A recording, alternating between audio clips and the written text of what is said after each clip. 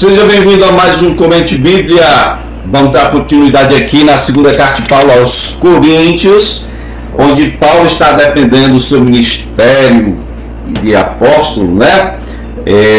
Falando sobre os seus sofrimentos e falando com os coríntios sobre como eles deveriam ou devem se portar, no caso, diante de pessoas que estão lá se fazendo passar por apóstolo quando na verdade não são. São aproveitadores. Fica comigo.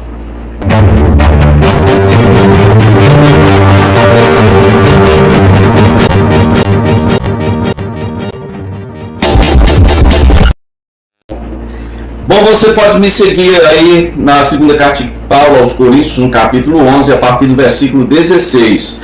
Ou, se você tem uma Bíblia em ordem cronológica,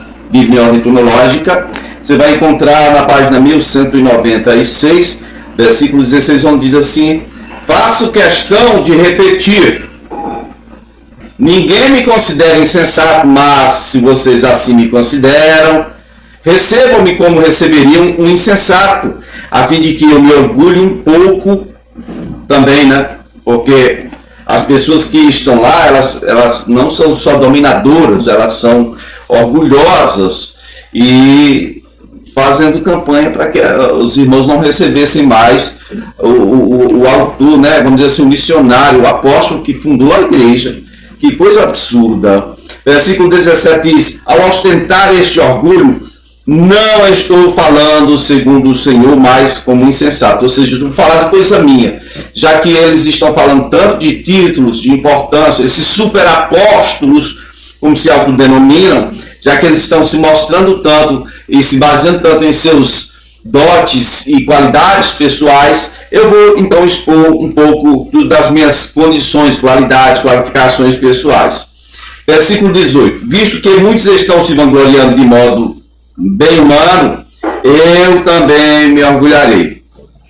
Vocês, por serem tão sábios, suportam de boa vontade os insensatos. Aqui Paulo está começando a fazer uma ironia. Assim, vocês são assim tão sábios que suportam essas pessoas insensatas que estão aí se passando por super apóstolos, né? Então vocês deveriam me suportar também, porque eu vou começar a me gloriar aqui na forma humana somente, né? Verso 20: de fato vocês suportam até quem os escravize ou os explora.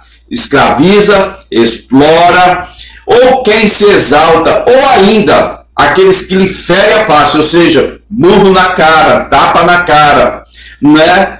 Vocês suportam até esse tipo de gente aí. Como é que vocês podem não querer me suportar? Versículo 21 diz: para minha vergonha, admito que fomos fracos demais para isso. Para isso o quê? Para ser assim como, para se exaltar, para escravizar, para ferir a face deles, né? Parece que as pessoas gostam de quem se impõe, de quem escraviza, de quem faz esse tipo de coisa. Paulo está dizendo, não, um tom irônico, ele está dizendo, nós fomos fracos demais nesse sentido, nós não fizemos isso com vocês. O que Paulo vai reclamar aqui é o seguinte, ele está dizendo, a única diferença que nós fizemos, que eu fiz com relação à igreja de Corinto, é que eu não fui pesado para vocês como eu fui para as outras, né? Vamos então, versículo ainda 21, na parte B, diz assim: naquilo em que todos os outros se atrevem a gloriar-se, falo como um insensato, eu também me atrevo. Primeiro, são eles hebreus é descendente de Éber. Eu também sou descendente de Éber, sou hebreus. São israelitas, são descendentes de Israel. Quem é Israel? É o Jacó, irmão do Esaú, né? São israelitas, eu também. Tá? Paulo é da tribo de Benjamim. Ele tem o nome do primeiro rei de Israel, Saulo. Saulo. É a versão no Novo Testamento para Saul, né? Saulo. São descendentes de Abraão. Eu também. Versículo 23, aí ele vai começar a comparação aqui, eles são servos de Cristo, são servos, estão a serviço de Cristo, eles são escravos de Cristo, estão a serviço do Senhor. Eu estou fora de mim para falar desta forma, eu ainda mais do que eles. Aí ele começa aqui a relatar só um pouquinho do que ele já fez no Senhor, para poder deixar claro que esses superapóstolos, na verdade, não são super coisa alguma. Olha a partir do versículo 23, na parte B, diz assim: trabalhei muito mais do que eles. Eu fui encarcerado mais vezes, fui açoitado mais severamente e exposto à morte repetidas vezes. 5 vezes recebi dos judeus 39 açoites. Já falei uma vez, vou repetir. Por que não 40? Porque 40 açoites era o número exato de açoites que era dado a uma pessoa que era condenada à morte e morte de cruz. Como ele não tinha sido condenado, então só 39 açoites da parte dos judeus. 5 vezes, certo? Aí ele diz no versículo 25: 3 vezes fui fustigado com varas. Pronto. Qual é a diferença de receber 39 açoites? 39 açoites, está falando aqui da lei judaica, do costume judaico, israelita. E quando ele fala que 3 vezes ele sofreu varadas, 3 vezes fui golpeado com varas, fustigado, golpeado, em outra tradução. Aqui no caso, entre os gentios, né? Provavelmente a região ali hoje é Turquia, Ásia Menor, né? E Macedônia toda, né? E Acaia, Macedônia e Acaia. Olha só, quero que vocês compreendam. 3 vezes ele foi golpeado com varas. Uma dessas vezes ele estava em Filipos, aquele negócio do carcereiro, foi lá. Uma vez ele foi apedrejado no local onde, no próximo lá, ele conseguiu o melhor discípulo dele, que é chamado Timóteo, né? 3 vezes sofri naufrágio. Passei uma noite e um dia exposto à fúria do mar. Estive continuamente viajando de uma parte para outra. Enfrentei perigos dos rios, perigos de assaltantes, perigos dos compatriotas, perigos dos gentios, perigos na cidade, perigos no deserto, perigos no mar, perigos dos falsos irmãos. Eita! O 007 que vinha só para atrapalhar, né, a obra missionária que Deus tinha para fazer através de Paulo. Verso 27. Trabalhei arduamente, muitas vezes fiquei sem dormir, passei fome e sede, muitas vezes fiquei em jejum, suportei frio e nudez. Além disso, eu enfrento diariamente uma pressão interior, a saber, vou explicar a pressão interior que está em minha vida, a minha preocupação com todas as igrejas. Que todas as igrejas? Todas que ele fundou. Ele não está preocupado com as que ele não fundou, né? Exceto, vamos dizer assim, fora as que ele fundou, tem a igreja de Jerusalém, para a qual ele estava levando donativos, né? Ofertas, e também a de Antioquia, de onde ele foi enviado como missionário anteriormente. Versículo 29, ele vai dizer assim: quem está fraco que eu não enfraqueça ou não me sinta fraco? Quem não se escandaliza que eu não me queime por dentro? Se devo orgulhar-me, que seja nas coisas que mostram a minha fraqueza. O Deus e Pai do Senhor Jesus, que é bendito para sempre, sabe que não estou mentindo. Em Damasco, o governador nomeado pelo rei Aretas mandou que vigiasse a cidade para me prender, mas de uma janela na muralha fui baixado numa cesta e escapei das mãos dele. Bom, quem é esse rei Aretas? Esse rei Aretas era o rei da Arábia, que estava sob o domínio dos romanos. Esse rei Aretas, que estava sob o domínio romano, rei da Arábia, ele tinha designado um governador lá para Damasco. Esse governador quis prender Paulo. Quando foi isso? Foi na época que ele se converteu, né? Faz muito tempo. Nós estamos agora no ano 57, gente.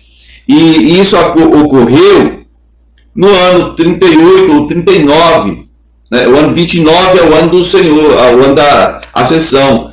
O ano 39 na verdade, o final do período em que Paulo esteve em Damasco. Ele passou uns 2 anos lá, saiu de lá fugido para não ser preso, Ok? Vamos agora então, seguindo aqui, queridos, para o capítulo 12 de segunda carta de Paulo aos Coríntios, onde diz assim, olha, é necessário que eu continue a gloriar-me com isso, ainda que eu não ganhe nada com isso, passarei as visões e revelações do Senhor.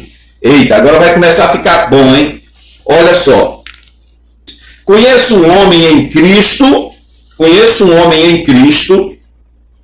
que há 14 anos foi arrebatado ao terceiro céu, e se foi no corpo ou fora do corpo, não sei, Deus o sabe. E sei que esse homem, se no corpo ou fora do corpo, não sei, mas Deus o sabe, ele foi arrebatado ao paraíso. Veja, terceiro céu, lá no terceiro céu, paraíso. Ele foi arrebatado até o paraíso. Não diz que ele viu, inicialmente ele disse que ouviu coisas indizíveis, que ao homem não é permitido falar. Nesse homem me gloriarei, mas não em mim mesmo, e a não ser em minhas próprias fraquezas. Bom, quando é que foi isso então? Há 14 anos atrás, nós estamos no ano 57, menos 14, no ano 43. O que aconteceu no ano 43? Você pode procurar na Bíblia cronológica. O ano 43 foi o ano em que Barnabé foi enviado a Antioquia, porque estava havendo um avivamento lá. Chegando lá, Barnabé foi até Tarso e encontrou Paulo e trouxe ele para Antioquia. Então, os dois passaram um ano lá na igreja de Antioquia só ensinando a igreja, Saulo de Tarso e mais o Barnabé. Ok? Então, é isso. O que aconteceu foi isso. Foi nesse momento em que Paulo, que estava sozinho, tinha fugido de Damasco, passou em Jerusalém, teve que fugir para a terra dele para não morrer em Jerusalém, depois que fugiu de Damasco, né? E agora ele estava sozinho, mas quando ele vai para a igreja em Antioquia, certo? E ele começou a ter essas visões e revelações durante esse ano em que ele estava ensinando lá na igreja junto com o Barnabé. Agora veja o versículo 6. Mesmo que eu preferisse gloriar-me, não seria insensato, porque estaria falando a verdade, visto fazer isso para que ninguém pense a meu respeito mais do que em mim vê ou de mim ouve.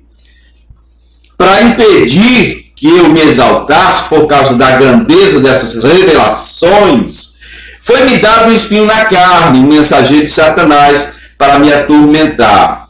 3 vezes roguei ao Senhor que o tirasse de mim, mas ele me disse, minha graça é suficiente para você, pois o meu poder se aperfeiçoa na fraqueza.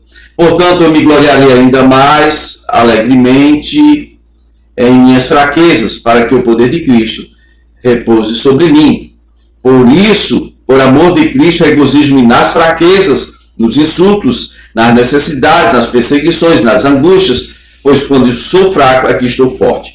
Bom, aqui no versículo 7, você vai ver essa questão. Ele foi, ouviu coisas inéditas, que não é digna que não se pode falar para as pessoas lá no paraíso, terceiro céu. E aí agora foi dado um espinho na carne. Esse é um assunto muito polêmico, gera muita controvérsia sobre essa questão do espinho na carne. As pessoas querem saber o que é. Ele vai figuradamente dizer que é um mensageiro de Satanás, né? Que veio para me atormentar. Em outra versão diz para me esbofetear, tá? E esse atormentar aqui, que está aqui, o interessante é que tem a ideia de beliscar. Atormentar aqui, no caso, tem a ideia de beliscar continuamente. Não é nem esbofetear, tá bom? É beliscar constantemente. Bom, no próximo vídeo nós vamos falar mais sobre o espinho na carne do Paulo. Se não é inscrito, se inscreve, me ajuda aí. Ok?